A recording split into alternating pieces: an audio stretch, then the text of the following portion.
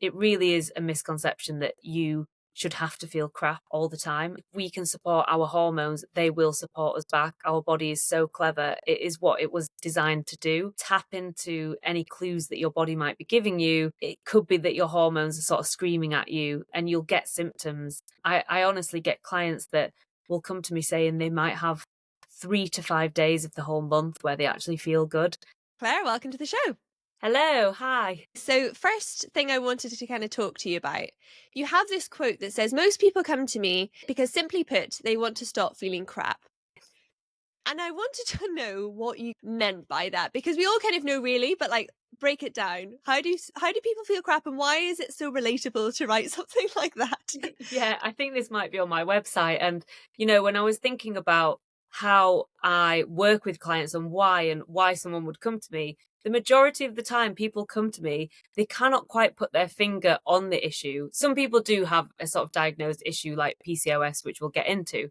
But some people just come to me and say, Claire, I've got no energy, I've got no libido, I'm bloated all the time, my weight is stubborn, my skin's flaring up, I just do not feel like myself, and just quite frankly I just feel a bit crap. So yeah, I think there'll be so many women nodding their heads along with that as well, when you just, there's times of the month where you especially feel crap, but for a lot of women it's most of the month sometimes.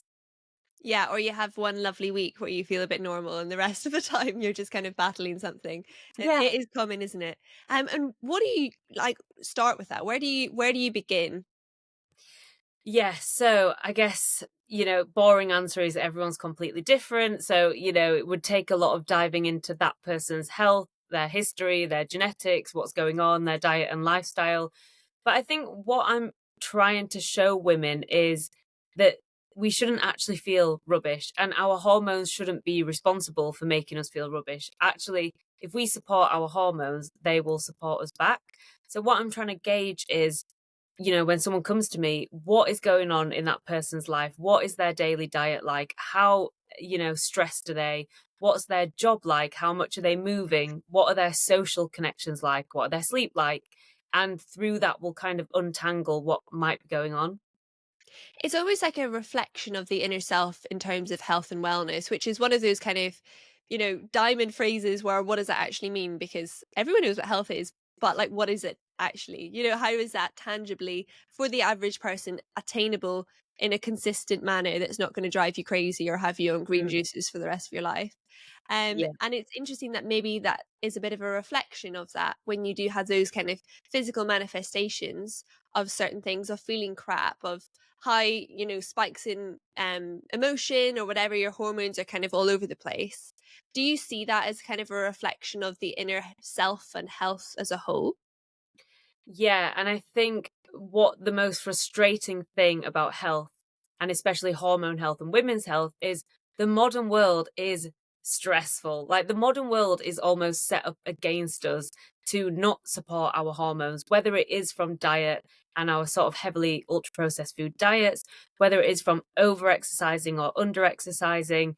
You've also got sort of and I don't want to sort of scaremonger here, but you've got the environmental toxin side of things. We're surrounded by chemicals and pollutants and things that are affecting our hormones. And then you've got stress on top of it, the go, go, go rat race, 100 miles an hour, be productive, do this, compare yourself on social media.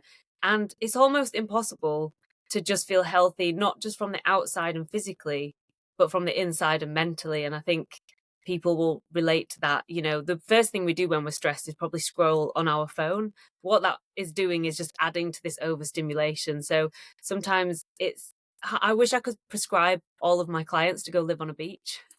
Yeah, not that that would solve everything, because you can have internal stress, but the modern world is stressful. So I think we do need to acknowledge that that is impacting our physical and mental health. It's something that I've had a few conversations on the podcast with people about, the social media effect. And obviously, having real friendships and connections and relationships with people is a huge stress relief. It can really boost our mood. It can have a massive effect on our health. And then, therefore, we feel a bit overwhelmed. We feel stressed. We might go on social media. We might kind of get those surface level dopamine hits. which actually tick a lot of the boxes of going for a coffee with a friend or having people for dinner or hanging out with someone. But actually, it's so surface level that you don't feel the need to then call a friend and chat it through because you've ticked the need box, but you actually have left this massive void where there's no connection. Because, firstly, it's one way, because, if you're engaging in something, it's unlikely to engage with you back. So you've Mhm. actually not unloaded anything or had that kind of listened to feeling. But it's really interesting how that can be our go to because, oh, I'm so tired today. I've been in the office all day and I'm really stressed. I can't read because my eyes are too tired. So I'm just gonna, watch some Netflix and have a scroll on Instagram. And then we wonder why we're so like frazzled by the end of the day Yeah, and our eyes are so dry as well. exactly that. And I was really thinking about some of the things around women's health and stress management, especially before coming on this podcast.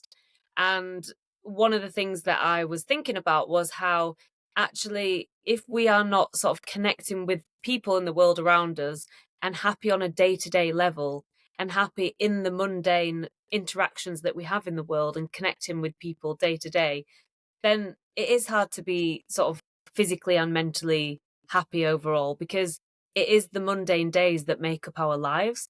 And I saw a really good quote once. I can never remember it, but it's basically like the days of the lives that you live do make up your life, essentially. So don't just wait for that meal that you've booked with your friend next week. And don't just wait for the big times, the big moments, the big memories. We should be trying to find sort of happiness and joy in our day to day life. And that really does have a huge impact on things like your mental health, your emotional health, your hormone health, and your overall physical health. And not just that, in the decisions you make, in the food you end up eating, in the energy you have to move, in how you sleep at night. And I know the modern world makes that difficult on so many levels, but we do need to factor that into health. Yeah, it's just being present, be where your feet are, and that sort of groundingness of it. It's actually really important in just not always being in that go go go kind of cycle of more and more things. But yeah, it's interesting how it can change our perspective, and then suddenly the stress levels can go down, and we can feel like, hold on, I can actually make a home cooked meal because why am I actually so stressed? There's this manufactured stress and overwhelm that when you write down your list of things that you're stressed about, you go, well, that's rather pathetic because there's actually like two things on there. Yeah. But because we're engaging, if we go back to the social media, I'm gonna like drum on again, again about this. But if we're engaging for 10 minutes on scrolling on Instagram, say, and if we look at our screen time, it's probably frightening how 10 minutes is such a short period of time compared to what a lot of people will spend on online. How many pieces of information are you going to consume or even just see, or names or text and things like that? A huge amount if it's a 30-second video. That's a lot of different things. And then our brains actually aren't really designed to cope with that. Mm. And the connection, I think, between the brain and the body is something that is pretty wild, how then suddenly our hormones are all out of whack because we have this stress level that is really spiked up and the cortisol levels are really spiked up.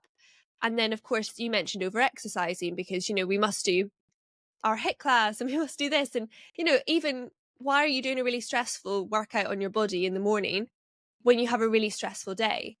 Do that another day when you maybe have a less stressful day, but maybe do like a yoga session or something like that. It's just an interesting kind of concept. What do you think about that?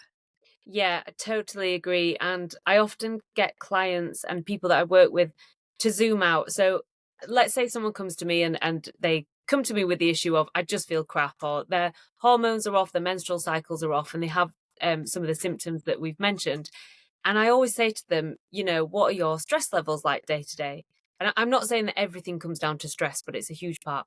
So I'll say, how's your job? How's your stress? And a lot of the time people say, yeah, it's fine. I'm not too stressed. And then I say, okay, let's zoom out. So tell me how many boxes of these you tick. So, we'll talk about working, commuting to work, any deadlines, any Mhm. exercise. Do you meal prep? Do you cook in the morning? Do you look after pets? Do you look after kids? Do you have to make other decisions? Are you thinking about this? Are you scrolling on social media? And there's this huge tick list that I make them go through. And all of a sudden we sort of zoom out and they've ticked all these boxes and there's loads and loads of boxes you could tick, as you can imagine. And, it makes people think, oh gosh, I really do wake up every morning with 1,000 decisions that I have to make. And then I come home after a long day of decision making and stress and work, and I sit on social media and continue to overstimulate the brain. And just like you said, humans didn't evolve in that way with constant stimulation all the time. To the extent that if I ask people, or, I challenge people to do 10 minutes of deep breathing. I'm not saying become the Buddha and start meditation, but for some people, it's like, oh, that's so boring. Just the thought of sitting for 10 minutes with nothing. And I'm guilty as well. I'm definitely not perfect, and I definitely go on my phone. But just the thought of sort of just sitting with yourself for 10 minutes, if that feels quite boring as a concept, then we probably are sort of overstimulated in our brain and chasing that dopamine. Yeah, I know it exactly. If you take a little sojourn away from your phone for half a day, 2 days, you suddenly realize, whoa, okay, there's like a lot going on in my brain. Like I have some ideas, I have my creativity back, and that sort of thing. And then when you go back on, depending how long you've taken off, say social media or your phone, it's actually really overwhelming the amount of information. You think, I actually feel really like frazzled, and you can see it because you adapt in a certain way. You know, your tolerance, I guess, maybe goes up, but it's just quite interesting. I like to challenge people. I do it myself as well. Like if I'm driving, can you just drive somewhere without, listening to anything? Not Yeah. all the time, but it's just quite nice because your mind wanders and you're doing something. It's not like you're having to sit and stare at a wall. Yeah. But it's just quite an interesting thing to try. And maybe people have strong opinions against it, but I actually quite like it personally. I think it just, yeah, lets your mind wander. Yeah, I love that. And and don't get me wrong, not all clients are faced with these sort of high levels of stress, but the ones that do, usually these are the people that in their downtime, when they're getting their 15,000 steps a day in which they've sort of pressured themselves to do, they're also then listening to a podcast, or listening or watching something, or they go back and watch Netflix, or like you said, they're driving and listening to music. And, I love, as you'll know, podcasts and everything like that. But sometimes if you're feeling overwhelmed and overstimulated, just, get rid of some of the tech for a bit, even Yeah. just for 10 to 15 minutes, and just, yeah, be with your thoughts, or try to sort of reduce that stimulation. Yeah, overconsumption is not really your answer when you're overstressed and Yeah. overstimulated.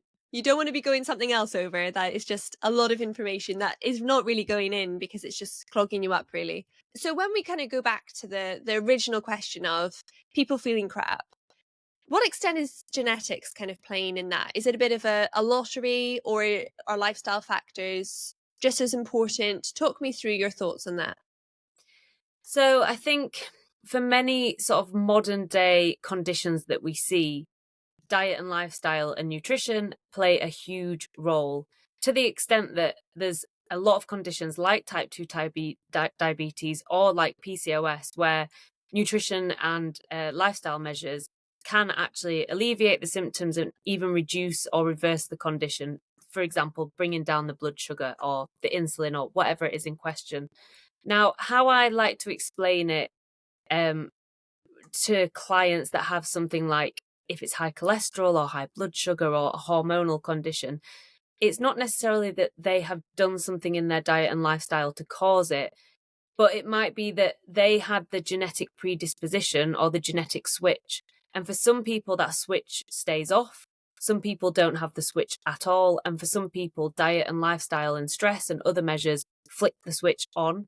So I like to tell people it's not something that they have done wrong. They haven't necessarily made the wrong choices with diet and nutrition, which has led to, let me just pick on type 2 diabetes. They could have had that genetic predisposition, but you put the two together, and that's what can kind of trigger it and exacerbate the condition.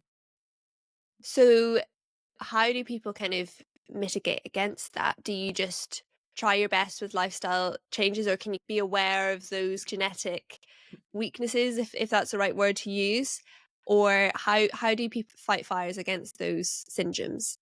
Yeah, so I think it totally depends on the condition, and there really are some conditions that are so sort of unjust and unfair. For example, I'll speak to clients that eat super healthy, work out, they do all the right things, and they just have super high cholesterol, and that can be a genetic thing, and it often runs in families.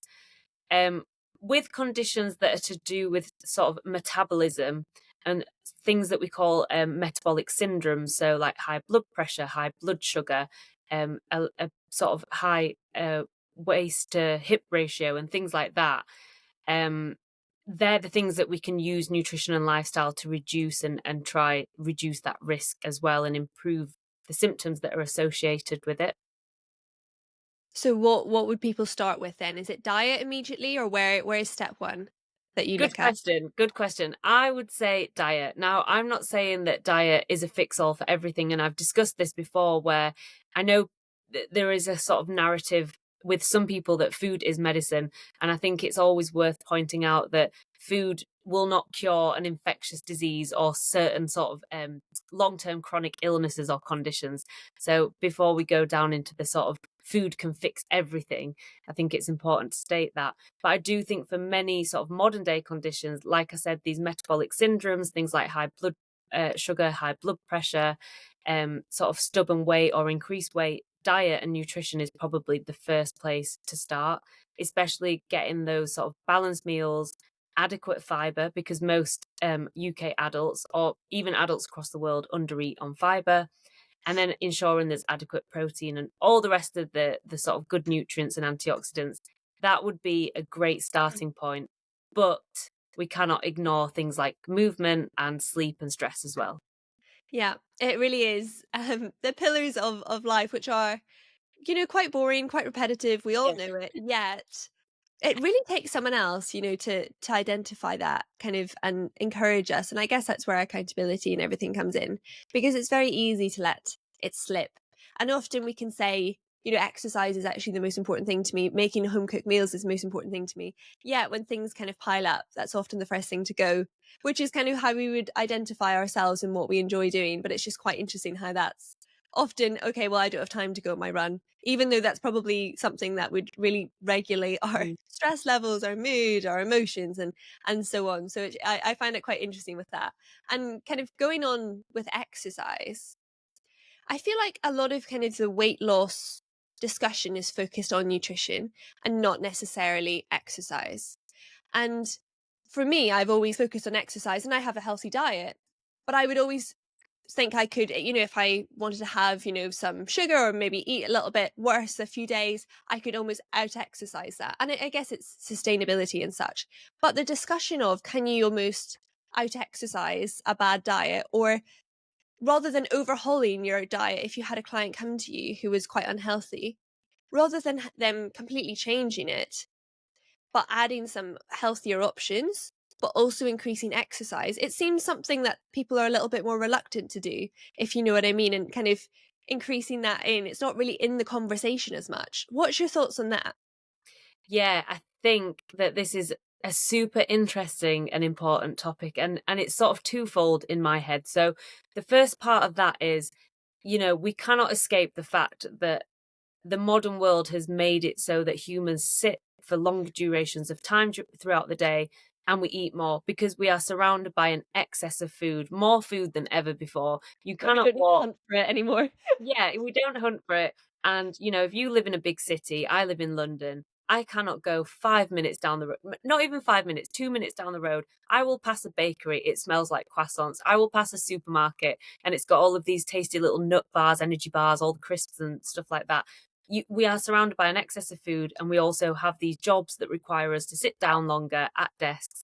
And then we get home in the evening and we watch TV. We're sitting longer, we're less active, and we're eating more, and that is causing health issues. And there's no escaping that fact that a lot of the time it does come down to this sort of excess environment of food, or what people call obesogenic environments, and a lot more sitting. Bearing in mind that tech is developing fast, so we have to do a lot less around the house. And in the modern world, we've got cars that drive us places, we've got buses, we have washing machines that wash our clothes, and washing dishwashers that do our dishes. If we want a takeaway, we don't have to walk out and get it. We've got an app; it gets delivered. Like the world is set up to be convenient, but not necessarily for our health. So I think there's that fact. But then when we do move into, okay, let's start moving more and exercising more, will that help with our health and things like weight? Of course, it will help with health. It's going to help with mental health. It's going to help with bone health, muscle health. It's going to make us feel stronger, fitter, better cardio health. The benefits of exercise are, multiple, and I absolutely encourage everyone to exercise. Does it help with weight loss? Now, this is tricky because exercise, especially a gym workout, doesn't actually burn as many calories as it as you feel it should. You can work so hard in a horrible spin class or a hit class or a high rocks, and you'll burn calories, but you might not burn as many as you think. But what will also happen is your body tries to adapt and compensate for the energy lost, aka get the energy back by increasing your hunger. So you could go on a 30-minute run. You feel really, achieved by that. You get home and you're like, I'm going to treat myself because I went on a run. You actually didn't burn that many calories that you thought. And now you're maybe hungrier, 3 times more hungry than had you have not done it. So I think the argument there is exercise for all the other benefits, but don't solely exercise to, to lose weight or to say, I'm going to eat out later on tonight, so I'll do a run earlier to try and make up for it. Or if you've had an overindulgent night, to get up the next day and do exercise to sort of burn it off. It's not quite as simple as that. And we do see that the body will try adapt and regain that energy. But exercise for all of the other reasons we should be doing. And of course, it will help towards healthy weight management. Of course, it will. And it will help with toning and building muscle. But just sort of exercise equals weight loss isn't quite as simple as we think or as we'd hope it would be. That's a really interesting angle on it. I've not heard about it like that, but it makes total sense, really. So, if someone comes to you and wants to become healthier, lose a bit of weight, do you actually introduce exercise at all, or is it overhauling diet and then looking at other things and then exercise, or what stages do you look into if someone new comes to you? Where do you examine their life? What's your process? Yeah, usually both. So, of course, if someone has a desk job and they really don't exercise much or move more, like I said at the beginning of that, we do need to be moving more and sitting less. That is just a fact. Sitting all day long really isn't good for our health. So, maybe it's coming up with a step target and trying to get someone to hit the. I know we often go with the magical 10,000 step count, which I'm not sure how sort of science backed it is, but if it's a good goal for someone to work towards. Maybe it's just getting up more, moving more. It doesn't have to be 10,000 steps at once. You can break it up and you can move. I also say to people with exercise, what do you enjoy doing the most? Because I have people that say, well, I drag myself to a HIIT class and a spin class a few days a week. I hate it, but I do it. And I'm like, you don't have to do that. You can find the exercise you enjoy. There are So so many different types of exercise. You're going to enjoy one of them. yeah, exactly. Like I tried forcing myself into doing a ton of yoga and realized that I do like yoga, but not as much as weightlifting. So, pick the exercise you enjoy the most and just have fun and enjoy it and move your body. Um, but the way I'm looking at it with clients is, first of all, if they're starting from a point of no exercise or a lack of movement, it's increasing the steps, just getting them up, sitting less, and sort of getting more steps in over the course of the day. That's going to hugely help. But on the sort of flip side of that, I might have clients that come to me and just I didn't really introduce myself, but because I'm a women's health nutritionist, I'm working with a lot of women that might come to me with absolutely no periods.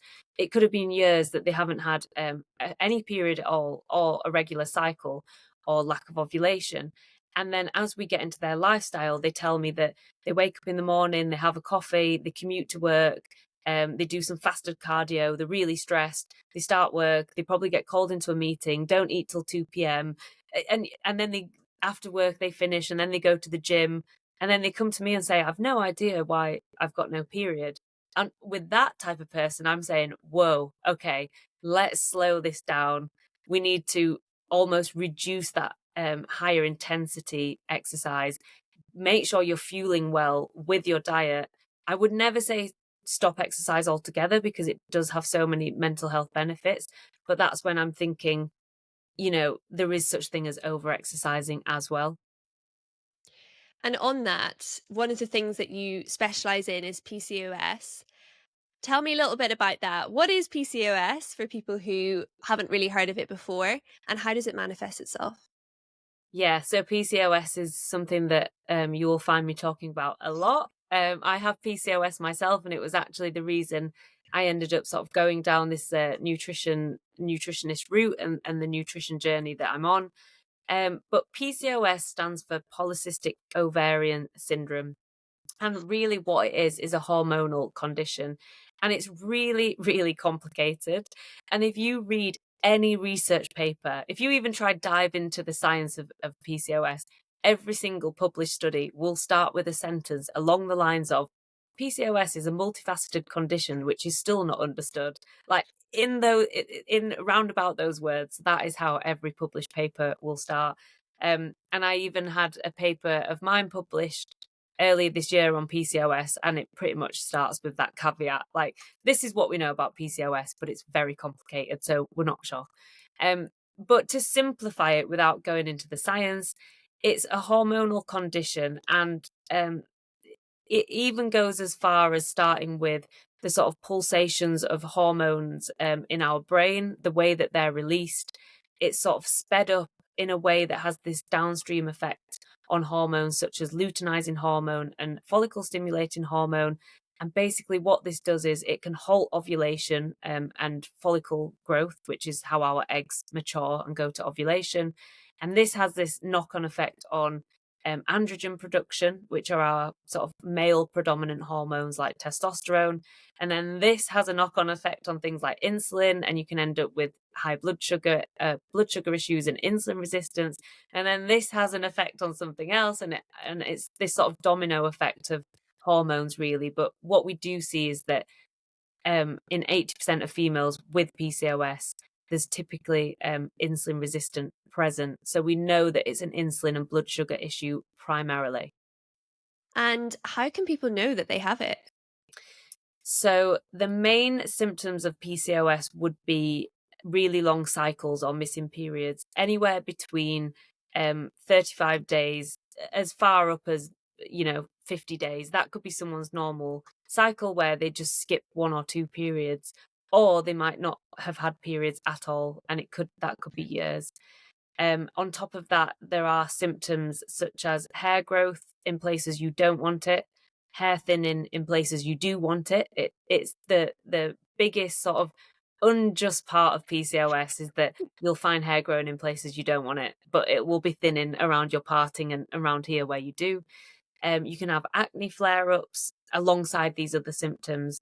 Because of the insulin resistance, people can very often struggle with weight and really stubborn weight. Weight loss can be really hard. Not in everyone, because there is lean PCOS, but weight issues tend to be more common.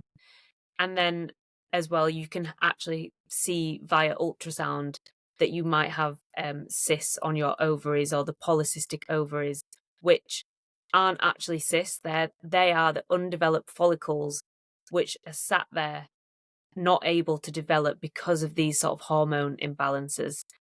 But just to make it all a bit more confusing, you don't actually need the undeveloped follicles or cysts in order to be diagnosed with PCOS. And where does it come from? Is it genetic? Is it kind of random? Why do some people have it?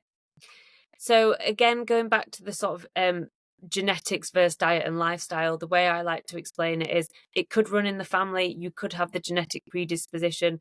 Perhaps you've got the switch for it, and diet and lifestyle or stress or something has triggered that switch on. Some people might have the switch, but the switch stays off. Some people might not have the switch at all. And again, it's one of those things where it's really, really complicated. So we're not sure. And then you combine that with the lack of sort of funding and research that we already have in women's health. Never mind PCOS, which is like 0.1% of funded research. Maybe I'd be shocked if it was even that. It's really hard to know exactly what's causing it. But we do know that around 1 in 10 women have PCOS. I personally believe it's more. We just don't have the sort of diagnostic tools, and there's a lot of misdiagnosis and underdiagnosis. So I believe it's more than 1 in 10.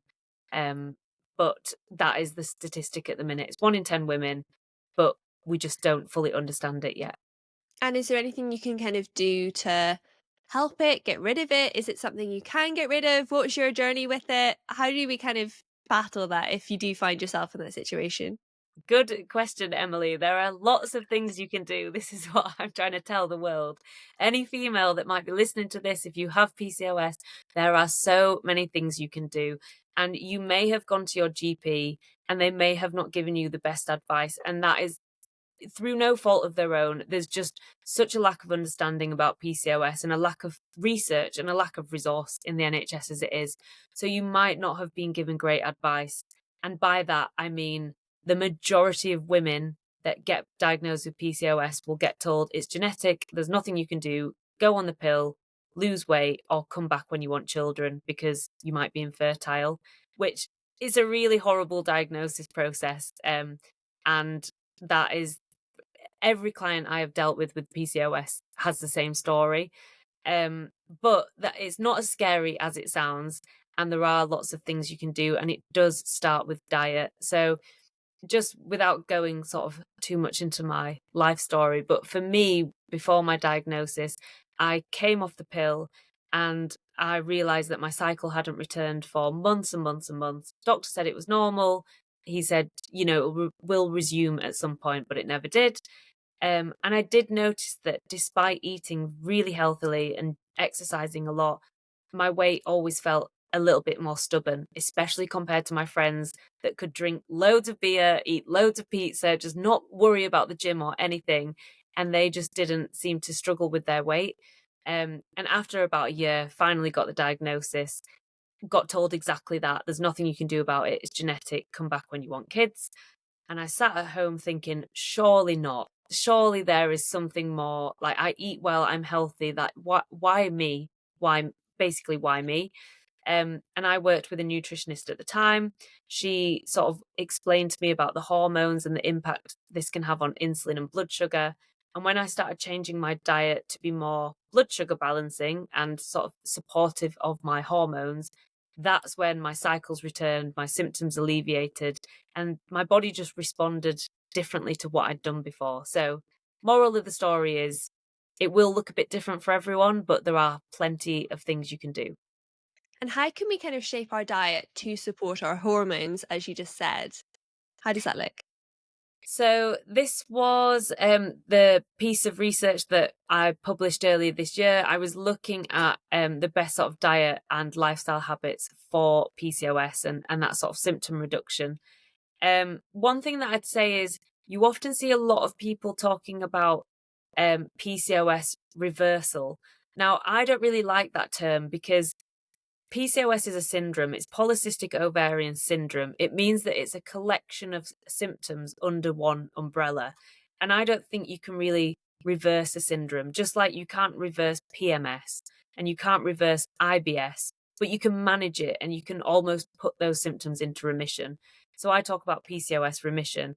And one of the most important things from a dietary perspective is balancing that blood sugar and ensuring that you're supporting your blood sugar levels and insulin levels. And the way that you can do this, although there's not enough evidence and research to say that one diet is perfect for PCOS, but what the evidence suggests is that a lower glycemic index diet is going to be really important for most people with PCOS. What that means is a diet that's higher in fiber, healthy fats, and protein, that you are not sort of eating a big or large glycemic load in your meals, which is sort of blood sugar and insulin spiking.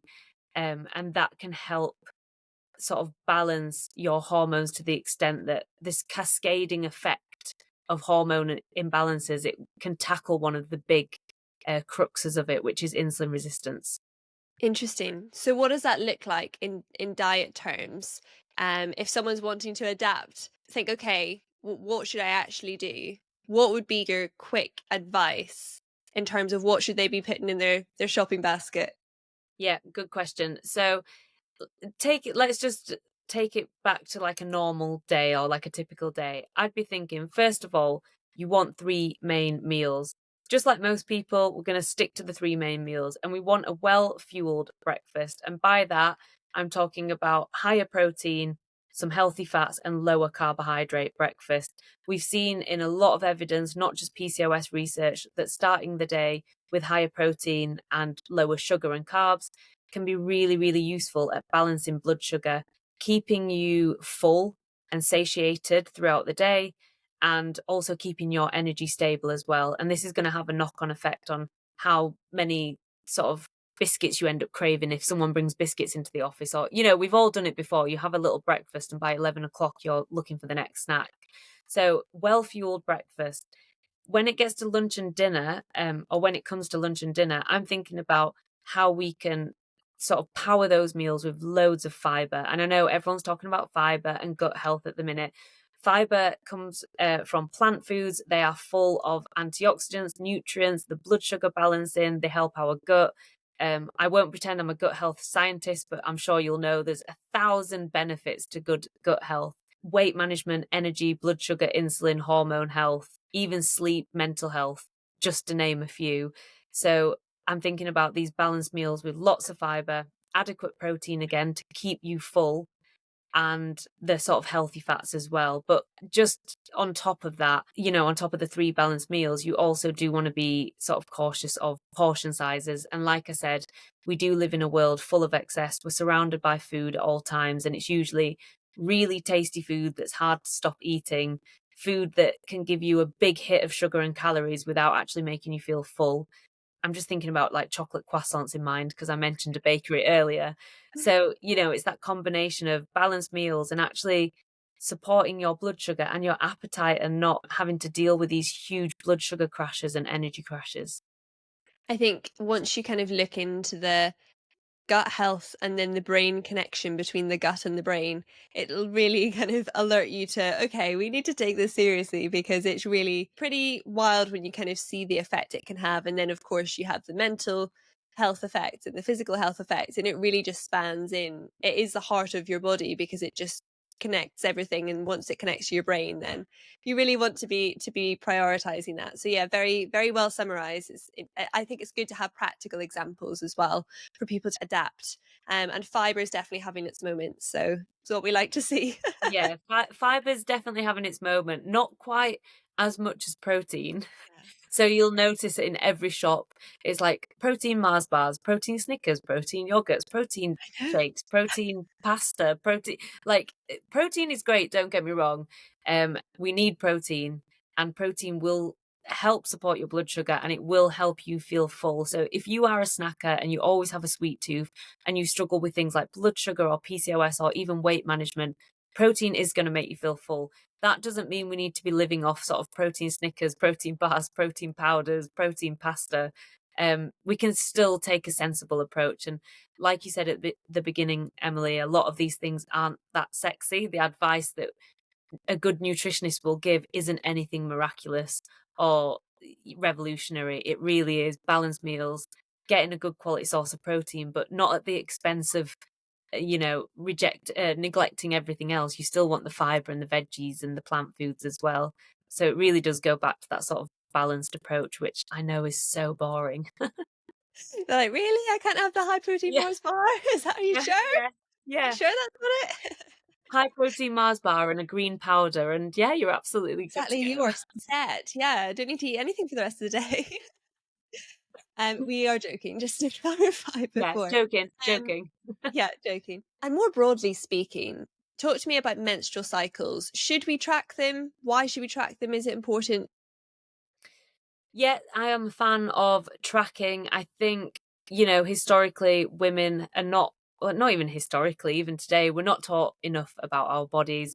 Most of us probably know how our phone works more than our bodies work and our hormones. We just do not get taught it. And, I know social media is full of misinformation and we need to do something about it. And it's so unhelpful in many ways. But actually, I get clients that come to me and they say, I've learned more from TikTok than I've ever learned from going to my GP with an issue, which I know is quite contentious. And I'm not saying go to TikTok for your information, but just in the context of we already don't get taught a lot and we don't know a lot about our bodies. I think tracking can be super, super helpful. Tracking things like, your just your period, any signs of ovulation, thinking about any changes in mood, any changes in symptoms like your skin flaring up or gut issues.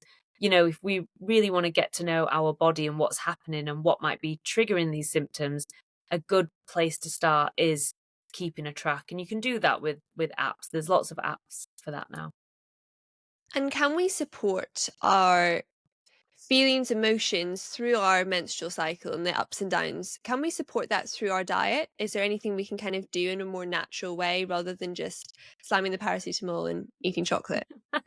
Which do work, Which, but yeah, I mean, still eat the chocolate. I eat the chocolate, but yeah, you don't necessarily need the paracetamol. But um, yeah, there is definitely there are so many ways that we can help support our sort of PMS symptoms, periods, and emotional well-being throughout the cycle.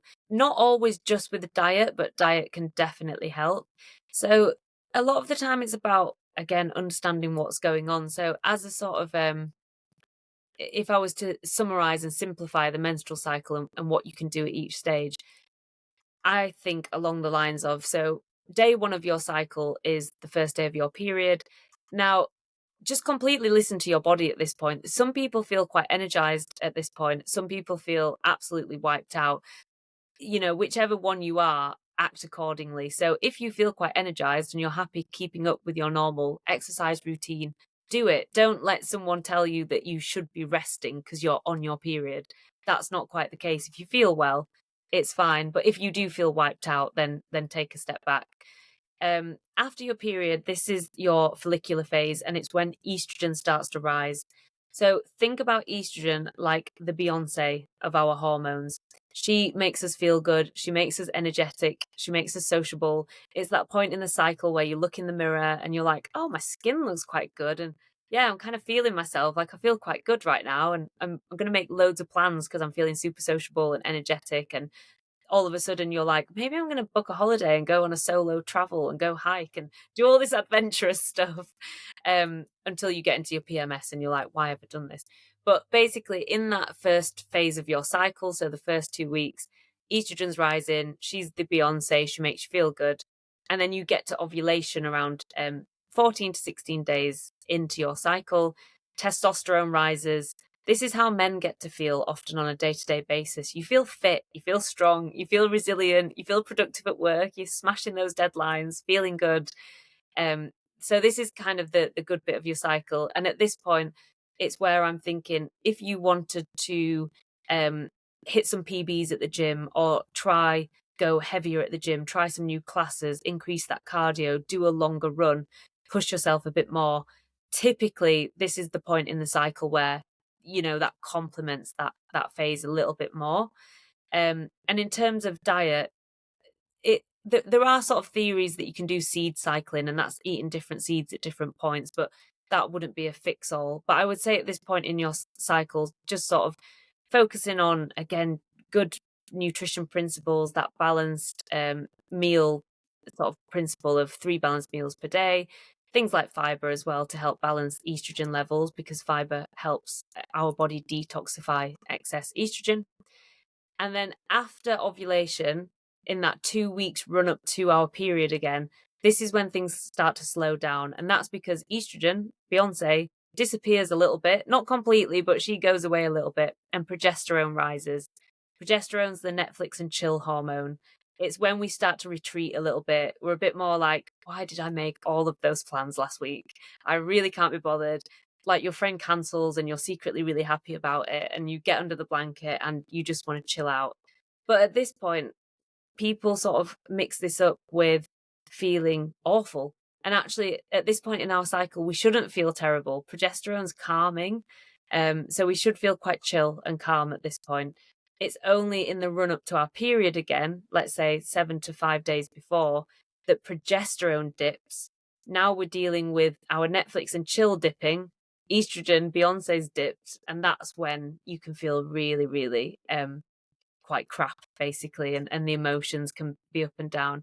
And this is the point where I'm saying, if you are still trying to keep up with your normal gym routine and maybe you're watching what you eat and eating healthy, maybe take a step back, maybe nourish yourself with some more sort of whole grains and more carbohydrate foods, more fiber. If you want that chocolate, eat some dark chocolate, indulge a little bit. It's absolutely fine. This is the bit where we should be kinder to ourselves and help our hormones support us. So it's not just the food, it's the kind of lifestyle aspect as well. Yeah, it's funny. It's that kindness that we have to kind of show ourselves. And it's not that we're showing weakness, it's just our body's cycle. And then, of course, it comes around and surprises us, each month. Oh, I feel better now. Oh, Yeah, I feel bad now. Oh, I feel better now, yeah, And yet it happens in generally, a quite rhythmic like cycle that you can predict. So it is quite funny when you kind of list it out. I'm sure a lot of people go, oh, yeah, I do feel like that. Oh, yeah, yeah, yeah, that's me too. It's like, well, yeah, this is this is yeah, pretty normal. yeah. It's just how it works. And I think the main thing that I like to get across is that we all know that our cycle is this monthly ebb and flow of different hormones. And we all know that hormones make us feel certain ways, like whether we're due on or whether we're in that sort of more sociable and energetic time. So it's just such a crying shame that the modern world is set up on this 9 to 5, Monday to Friday basis, which was designed for men, really. And we are still expected to be go, go, go, 100% productive, thinking about our food, eating well, avoiding those cravings, have willpower, go to the gym, exercise, meet those deadlines, see all your friends, be a good family member, like do all of these things week to week and day to day when we're actually up against like the changing of seasons of our cycle. But the modern world and that kind of go, go, go culture does not allow us to take a step back. And if we do, and we have a few days where we feel unproductive or we don't want to work out or we have a really rubbish gym session or we eat a bit too much chocolate, we really berate ourselves for it and we really feel guilty and, beat ourselves up for not being productive enough. But it is impossible, almost impossible as a woman to give 100% of yourself 100% of the time. We are literally up against the ebb and flow of hormones that will determine that for us. And if we don't try ebb and flow with them, they're going to tell us. And this is when, going full circle back to the start of this podcast, people will come to me and say, Claire, I just feel crap. Like, what is going on? And again, that's not to say that during the second half of your cycle or PMS, you shouldn't do exercise and you should always take a step back and Netflix and chill, because some people feel great and some people can get up and do it. So always be in tune with your body and listen to your body, but just understand and accept that there will be times where you need to pull back and you really need to tune into that. I think it's that balance between discipline of doing what you know will make you feel better and Mhm. that you've committed to doing, but also understanding yourself and giving yourself that kindness to listen to your body and think what is actually beneficial for it in terms of like holistically looking at it. And it is that key. If you can nail that, you're there. Yeah. Absolutely. Absolutely. Yeah. Exactly. That is the $1,000,000 question. But just to kind of summarize, we've covered a lot. And I just want to click through a few common misconceptions that you might have found in your journey as a nutritionist. And then we can close off with just a few of your key takeaways, top tips that people can finish off. So tune in now if you've kind of been, driving somewhere and you're listening on and off. This is when you got to listen. This is your key takeaways. Okay, so am I just diving in with some of my sort of Yeah. key If key we start with some misconceptions that you have been surprised at are so common, and then we can close off with a positive. Yeah, okay. So misconceptions. I mean, there's absolutely tons of them. All you need to do is scroll on social media for a bit. And I don't know if to tackle misconceptions, myths, or just pure lies in the nutrition and health world. It could be a Um, a good title for a yeah, very bad book. yeah, that's true. Um, I think the biggest misconception, and just to sort of reiterate what I just said, is that women can just go full force 100% of the time. We just can't. And if you feel like you are doing that or you can do that, you are probably running off adrenaline and you could be close to burnout or flatlining that cortisol. Cortisol is really addictive at first. When you've got high cortisol, you're adrenaline fueled, you'll keep going. If you are giving 100% of yourself 100% of the time, you might feel good, but you will burn out. So I'd say that a big misconception is that you can have it all, because I do think there are things you have to pull back on. Not just as women, as men as well, but you can't be like super productive, super energetic, super sociable, the best friend, a good family member, working out, exercising, eating well, sleeping well. You just can't have it all, and you need to sort of sometimes pull back and learn when to tune into your body. Another misconception would be, I would say that, going back to the exercise thing, I think there is such thing as there definitely is such thing as too much exercise, and a lot of people think it's sort of go hard or go home and just push yourself even more. We know exercise is healthy for us, so why would more exercise not be even better? I think that's a huge misconception or a danger that we sort of come across on social media, because you see these amazing workout and fitness routines and people that are absolutely ripped with six packs. And a lot of the time that's genetics or a really restrictive lifestyle. And again, you can't have it all. If you're going to push yourself to that extent, you will probably notice that your periods will disappear, or you'll start getting unwanted symptoms, whether it's gut symptoms or acne or whatever it is. So misconception is, to summarize, that you don't have to go hard or go home with exercise. It should be enjoyable and it shouldn't be all the time. There is a fine line between sort of health and obsession. Let's give one more misconception. Biggest misconception, I don't know how I didn't say this first, is that hormones and PMS are designed to make you feel rubbish, and that as a woman you should, that it's normal to have 1 to 2 weeks of your cycle where you feel absolutely crap or like an emotional wreck. That is a misconception. Our bodies were not designed flawed in that way, that we are wiped out half of the month or cannot sort of feel on top of our emotional well-being. Like I said, if we can support our hormones, they will support us back. Our body is so clever. It is what it was designed to do.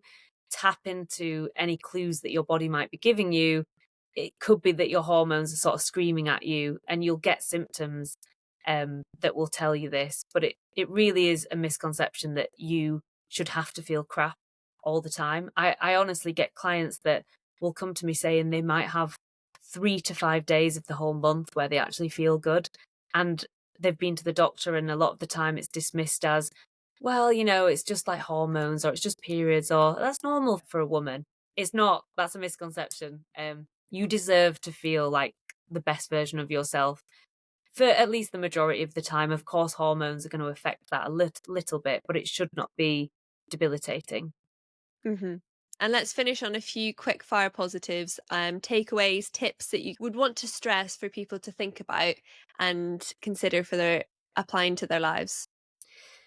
Okay, number one would be, when you are thinking about better health, and I assume that many of the people listening to this podcast are really interested in health and well-being and sort of that self-improvement side of things. When you are thinking about health, don't just think about the perfect diet. Well, there is no such thing as a perfect diet, but don't just think about calories and sort of eating salads. You need to be thinking about actually fueling your body well, not restriction, not rules. You need to be thinking about enjoying exercise and doing it frequently, not just the go home, go hard, pushing yourself. Think about your stress and think about your sleep in the pursuit of better health. Really try to zoom out and think about it holistically. How are you spending most of your days? Are the majority of your days happy ones? Are they stressed ones? Are they busy ones? Are they relaxed? Those days are what make up your life. Zoom out, and what does that look like holistically? Don't just hyper focus on nutrition or hyper focus on exercise. Think about everything, especially sleep and stress. Yeah, wonderful. Let me give a few more quick tips before we go. I would say, off the back of that one, if you can factor in at least 5 to 10 minutes a day of tech-free time. I'm not saying you have to become a Buddhist and start meditating, although we would probably feel great if we all did that. If you can dedicate 5 to 10 minutes a day, no tech, even maybe it's when you eat your dinner, phone off, screen off, everything, just you, and no technology, no TV or anything. Just focus on your breath or the one activity you're doing. Give your brain that sort of downtime of low or no stimulation. That is going to really help your nervous system. Two more tips, as mentioned. In each meal, think about three key meals per day. Do they have an adequate protein source? Do they have tons of fiber and plant foods? And do they have some healthy fats? That's quite an easy one in terms of good nutrition. And lastly, my last tip would be don't forget to prioritize fun and joy. And I know I've sort of said that in one of the other tips, but it really will have a hugely positive effect on your health. It will have a knock on effect on things like dopamine and serotonin, connecting with people. I know it sounds so cheesy, but really stop to smell the roses, like in those small, mundane moments. Just slow it down if you can, because we live in such a fast-paced modern world, and it really is sort of wrecking our hormones in a way. So slow it down, enjoy the small stuff, enjoy the small connections and the mundane. I think that's quite a nice outlook to sort of finish with, and it's at least how I try to live each day. It's never perfect, but I try. Yeah, absolutely. This is all based on quality of life to, be quite dramatic. We're all going to die anyway, kind of no matter Mhm. what our life looks like. It's something we can't escape. Therefore, these are things that aren't rules. They aren't, something you have to do. It is to improve your life, to give you more energy, enjoyment. You feel better in your clothes. You have better connection with people. You can do more. You have more energy. You sleep better. So many different things. You may even live longer. And it's definitely a quality of life thing. It's not some unwritten rules that we must abide by. There's no health police knocking at your door Mhm. saying, you ate that high protein Mars bar or whatever Yeah, it is. yeah, It's a choice and it's something you can opt into.